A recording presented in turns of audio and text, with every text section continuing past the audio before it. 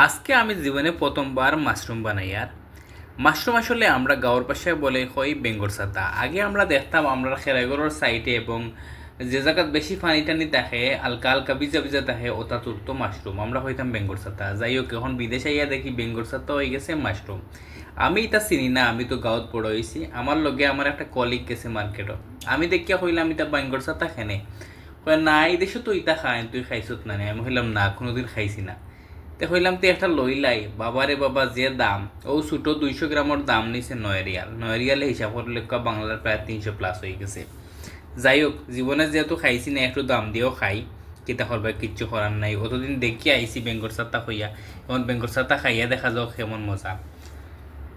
পয়লা আমি বালা করে ওয়াশ করি লিয়া ডান্ডাওগিন হালকা হালকা খাটিছি, খাটিয়া বালা করে দই লিয়ার খসলাইয়া আমি জীবনে খাইছি না, এর লাগে হইতাম পারি না টেস্ট কীরকম হয়। তো আমি ফানি জড়াইয়া এখন আবার বারিক বারিক করে স্লাইস করি, পাতলা পাতলা করি, একটা একটা করে কাটি লইয়ার সুন্দর করি।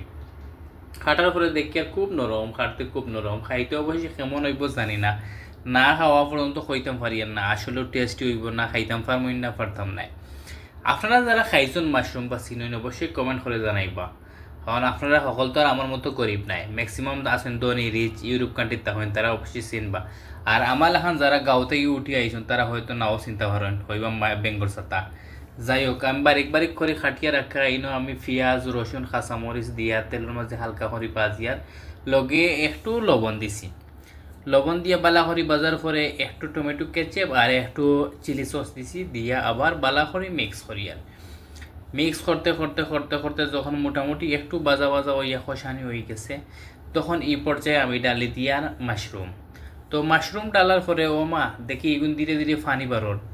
তো খুবই নরম, আস্তে করি আমি মাখাইয়া প্রায় 5-6 মিনিটের মতো আমি সর্টে করিয়ে বাজি আনিছি। নেওয়ার পরে দেখি আর ওই গেছে গিয়া। তো খুব সুন্দর একটা ফ্লেভার আইছে, অবশ্যই খাইতে মজা হইব।